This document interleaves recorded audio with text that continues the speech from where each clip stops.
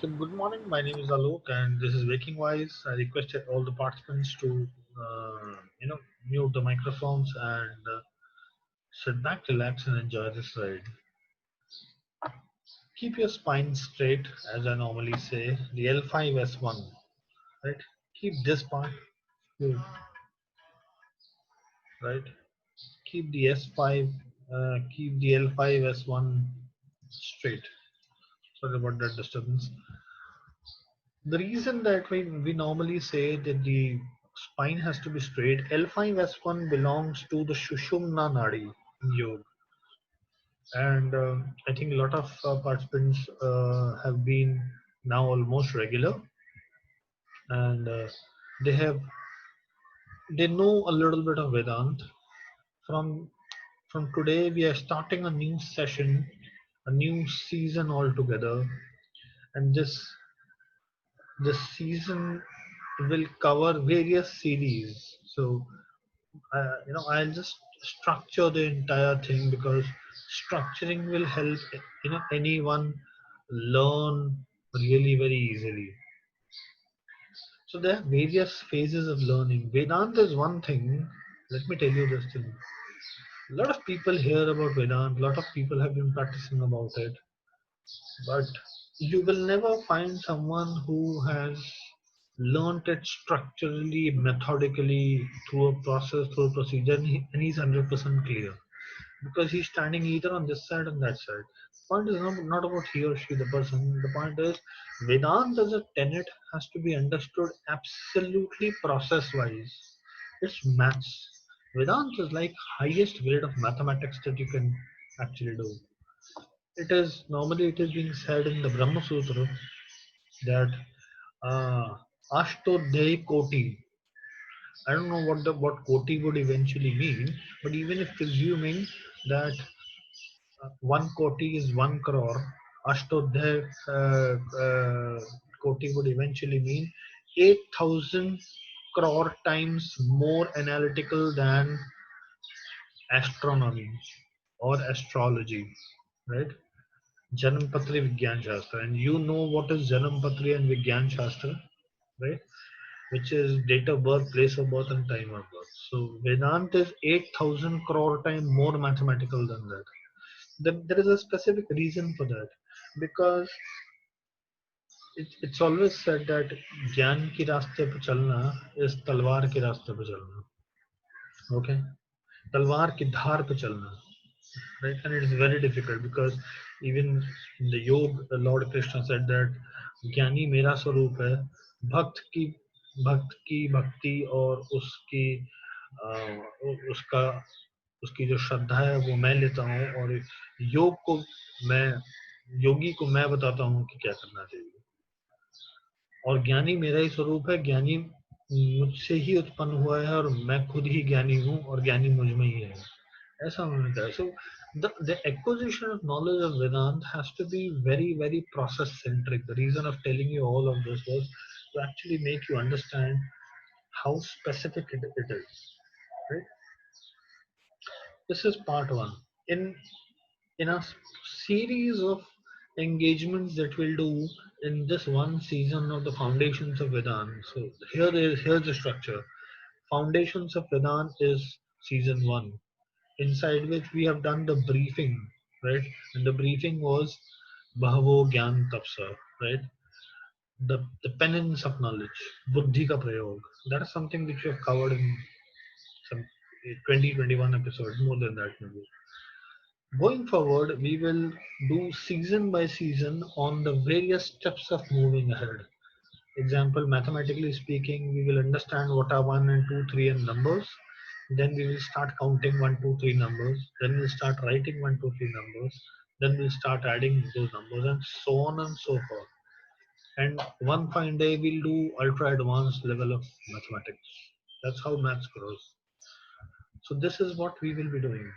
We will be going through this entire process of series by series, wherein series one is about Vishay, right? Vishay is objects, subjects, whatever you want to call it, right? Vishay again. because this is where the body interfaces with the material world. Okay, and this is where you realize, the daily exchanges, and this is where you have to understand how poisonous विषय means wish, इसलिए उसको विषय कहा गया है, wish, right? So कितने poisonous होते हैं, because these are the root cause of attachment, these are the root cause of desires, and attachment and desires are the fundamental bottlenecks in going forward in the journey of self-realization.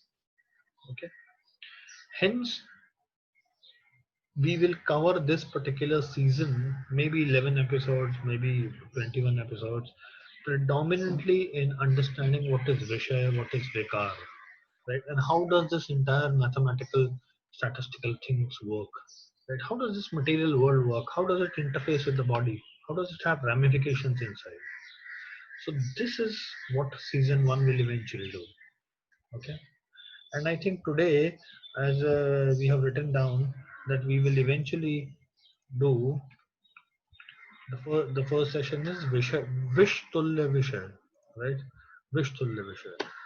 Okay. Now let us start with this first session of Vishay, which is Vish Tulya. Close your eyes, shut down all external things. There may be noises coming externally, right? Take a deep, long breath.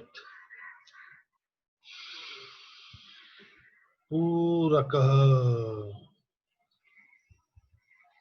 Rechakah,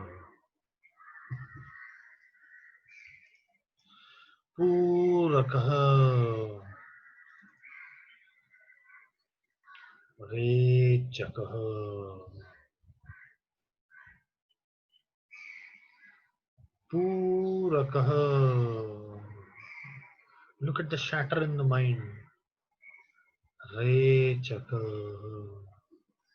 Just observe the shatter. Purakah.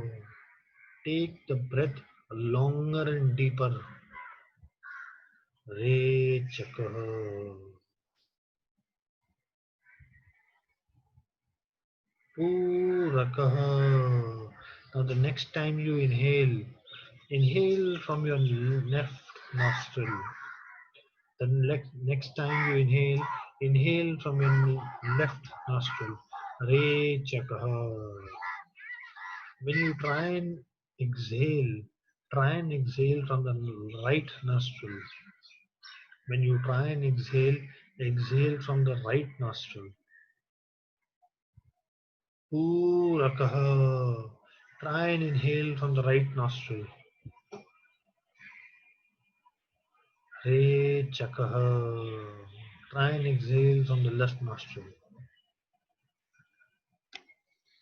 Purakah. Inhale from the left nostril. Rechakah. Exhale from the right nostril.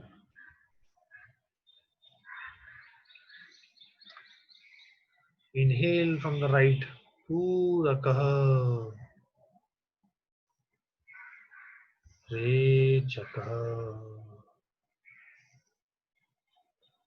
This is Anulom Vilom. Don't try and use your hand. Just use the miraculous power of the mind and you'll be shocked to know how the mind responds to you. Purakah.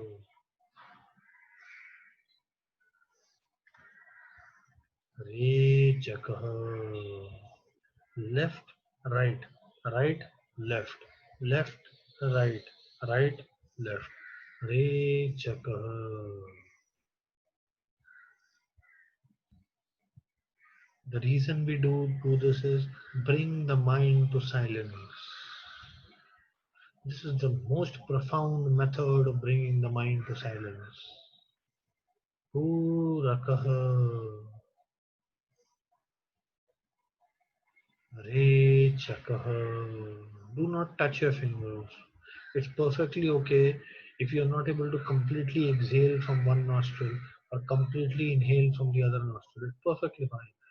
But this process of Purak Rechak, Shodhan of Nadiyan, ये नाड़ियों का शोधन लगातार नित्य निरंतर सदा चलता रहे। ये नाड़ी का शोधन नहीं, मन का शोधन हो रहा है। This is not the purification of the mind. This is not the purification of the nose. This is actually the purification of mind. Keep doing it. Keep doing it. Longer, deeper, wider, the better. Pura kaha. Yogis inhale for 2 minutes. Stop their breath for 10 minutes. Exhale for 6 minutes. Again stop Bhaya Kumbhak for 4 minutes. We can do it for 10 seconds. 1, 4, 2, 1.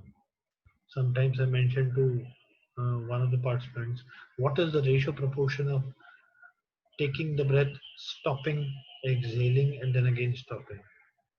I said 1, 4, 2, 1. Right now, stopping is not required. Inhale, exhale, inhale, exhale, inhale, exhale.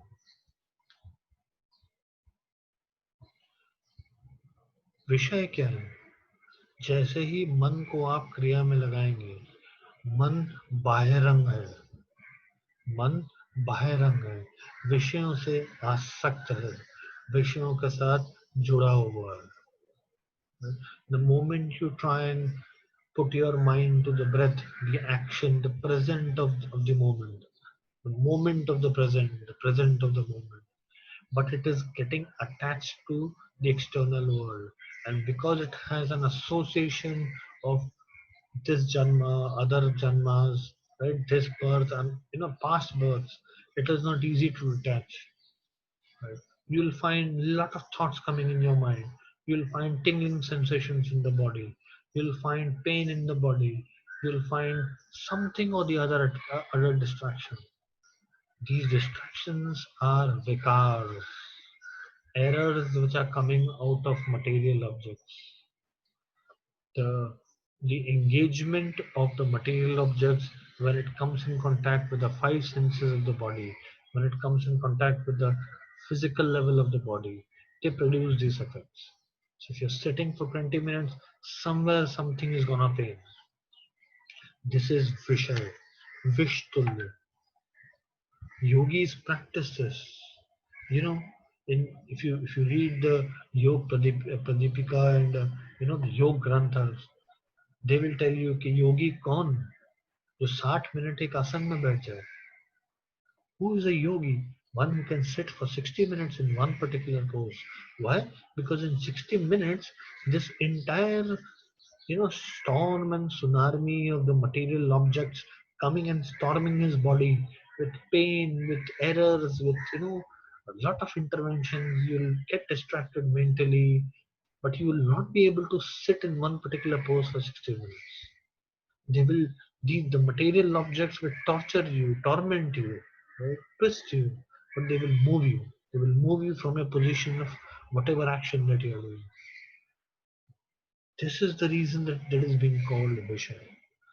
For you, you just need to sit for 60 seconds, not 60 minutes. Sit for 60 seconds and disconnect the cord, just like a doctor disconnects the umbilical cord. We have an umbilical cord connected with the material world.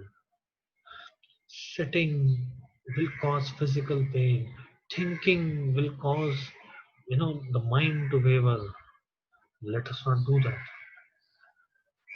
For 60 seconds as minimum, as long as you can sit without any objects of Vishay, which are Vishtul. Vishtul means they'll give you displeasure. They will give you pain. If you're sitting in a position, right, there's some itching somewhere happening. I don't know how it is happening.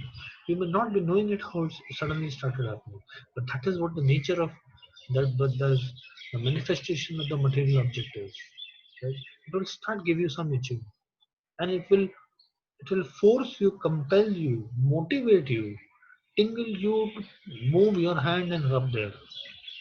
Similarly, if you're sitting straight, somewhere slowly in 30 seconds, 60 seconds, 90 seconds, your spine will drop down. Keep your spine straight. Do not bend your spine. This is required for asanas to be still, because as we will move ahead in next phases, we will require a perfectly silenced mind, theoretically perfectly. हमको एक पूर्ण शांत मन की आवश्यकता होगी, वो मन जो हमारे कहने पे चले। अभी मन विषय और विषयों से जुड़े हुए विकारों से संलग्न है, उनसे जुड़ा हुआ है, उनसे मैत्री में है, अभी वो उनकी सुनता है, अभी वो हमारी नहीं सुनता है। हमको उस मन को सुनाने के लिए उसको शांत करना पड़ेगा। This is the method. Sit down, relax, stop reacting to external influx.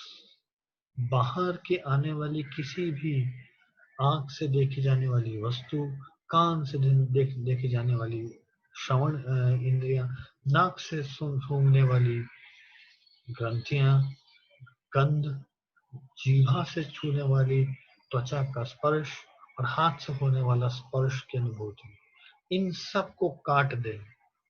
आपके पास ताकत है मन से, आप 60 सेकंड के लिए काट दें, आप उस समय मुक्त हो जाएंगे इस संसार से।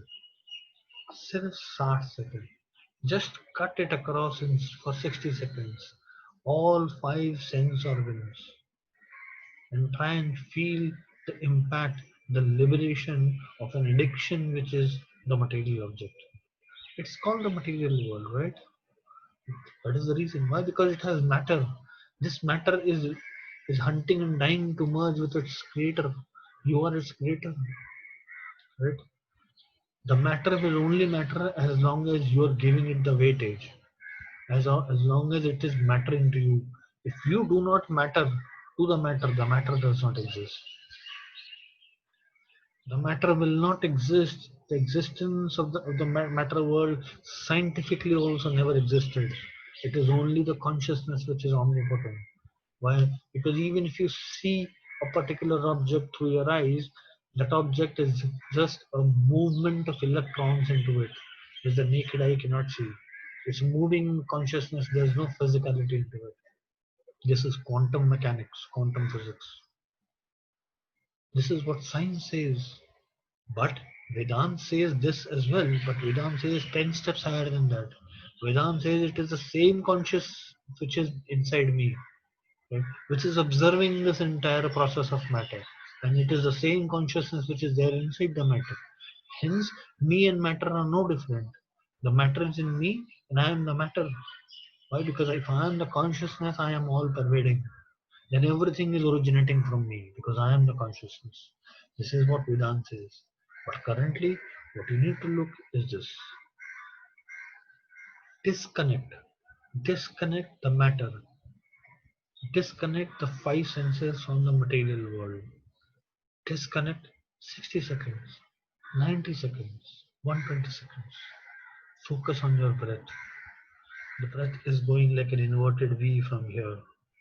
Left, right, right, left, left, right, right, left. This silence is the highest form of detoxification. विषयों से दूर होने की सबसे बड़ी कला, सारा मन का और इंद्रियों का जहर उतार देने वाली क्रिया।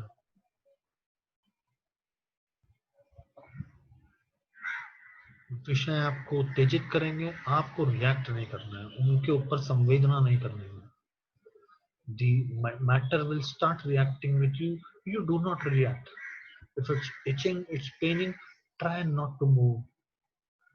It's not easy, but it's doable. Yes, it is doable. You are the intellect. Yes, you can command the mind not to react. The mind has to obey.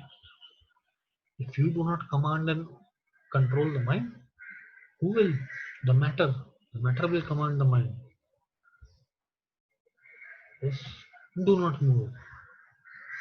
Stay still, silent, straight, linear.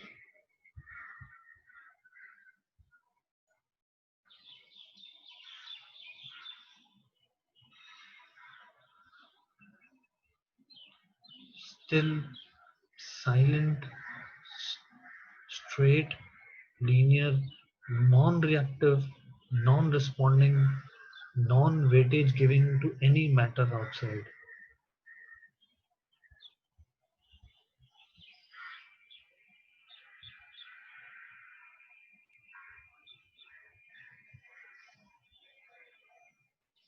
least one of the matters will get dissolved. Of the five physical matters and the five ethereal matters which actually matter in the outside world.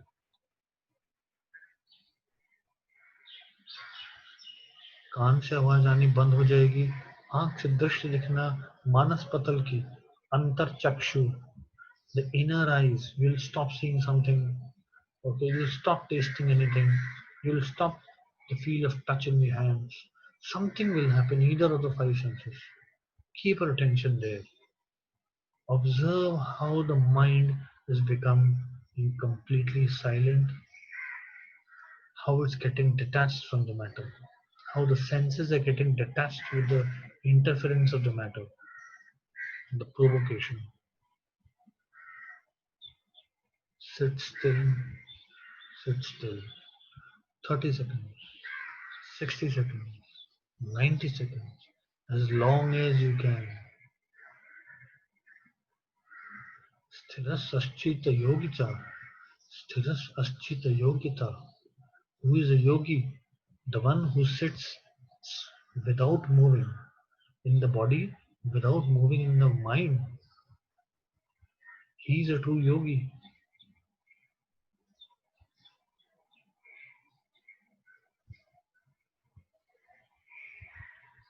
You can stay in this particular stage of stillness, calmness, non-reactive, non-responsive to the external provocation from the senses or from the objects of the material world.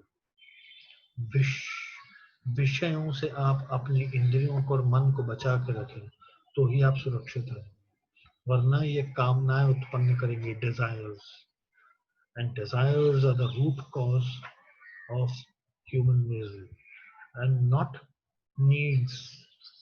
Needs have to be fulfilled, not desires. All needs need to be fulfilled, but none of the desires need to be fulfilled. Right? Needs are basic necessities for existence. That is your birthright, given by the constitution, given by the law, given by the dharma, given by Vedanta. But consumption, excess, non-essential, no, never.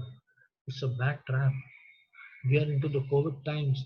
87% of the industries have collapsed. Why? Because they belonged into non-essential categories. Meaning we were consuming 87% of our daily life in non-essential stuff.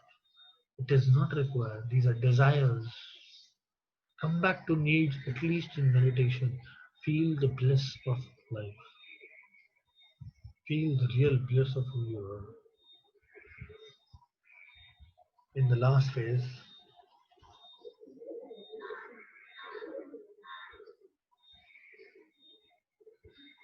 put your hand on the head. Put your hand on the head. Straight near the center of your head. Not in the near the face. Brahmarand. It's called the Brahmarand. This is where the body connects with the divine.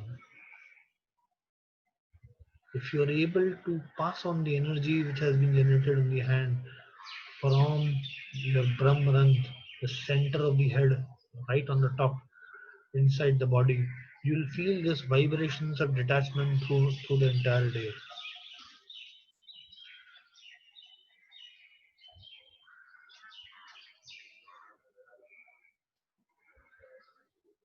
Take a deep, long breath.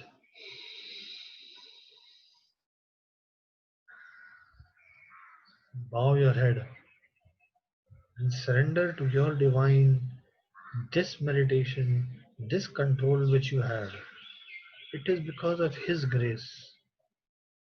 It is because of His grace that you were able to do it. Your own divine, your personal divine. Nobody's Ram, not somebody's Krishna, somebody's Allah, or someone's Christ. Your own divine Lord. Submit, submit, surrender, surrender, and thank your divine for this thing.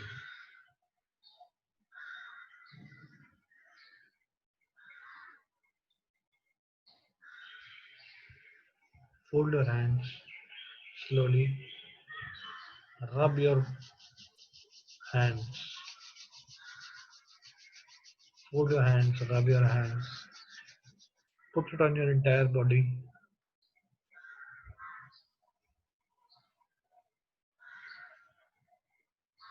Open your eyes. Back to the material world. Wish. We're done with today's meditation. Any questions which I can quickly answer?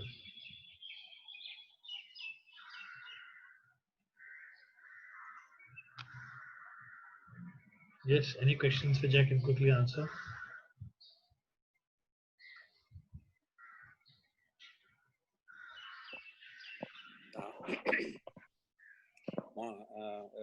Thank you, Mr. Alok.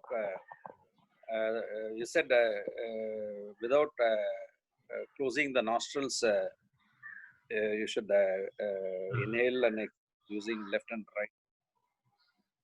I think it's still not practicable for us. No worries, no worries. That you have to use the power of mind and not the power of finger. Yeah, But because this is still, something which you can very easily do. yeah. But you need to keep the fingers aside and imagine you're breathing from the left nostril. And trust me, with practice, it happens. Not on day one, which is perfectly fine, right? So even if you're able to breathe 1% from here and 99% from here, and maybe 1% from here and 99% from here, that's perfectly fine. Okay. Yeah, the percentage can always change, but never get disheartened. And it happens. Okay. With mind control, you'll find that if you lock your right nostril, example, I lock my right nostril, I'm only breathing from my left. You can also do that. It's very I simple. I thought it was automatic, and the body gets Yes. body the nostril depending on the kind of temperature or other conditions of the requirements of the body, No, and actually, I that is thought can control it. no. Initially, you have to, uh, you know, that's what the end goal is. The end goal is it becomes an autonomous process in the body where so yogis or the ancient, even the lords, right? All lords do not breathe from either one nostril, right? So either they have this and this, which is anulom or vilom, or either they breathe through both the nostrils. Okay, breathing with both the nostrils is a sign of perfect health, right? And this, this eight inverted eight in yoga, it's a lot of this inverted eight. So you inhale from the left and exhale from the right, and then inhale from the right and exhale from the left. This is the signs of perfect balance. The body becomes perfect balance. All Vata, Pitta, and Kapha from Ayurveda, they are in perfect sync. So that's what it is. But you have to do it. That's what attachment is all about, right? The mind is so terribly attached to the material world that it will force you to bring up your finger. But that is what the real victory is all about. Okay, let me try. Yes, you have to try. Even 1% is success. Don't aim for 100%. The practice of gamma kaizen of a 0.1% difference into 100, already know that. I won't go into that. Okay, thank you, Yeah, thank you. thank you. Yes, any further questions? Jaideep, Kunal? Nothing. Thank you. Thanks, Alok. Thank you, Jaideep. Thank you. Kunal, any questions? Okay. I think then we are done for the day. We'll connect tomorrow and we'll continue these sessions of Vishay going forward. And I look forward to have you on board again. Thank you, Thank thank you. you, Mr. Yeah, Thank you Alok. so sure. much. Thank you. Thank you so much. Thank you.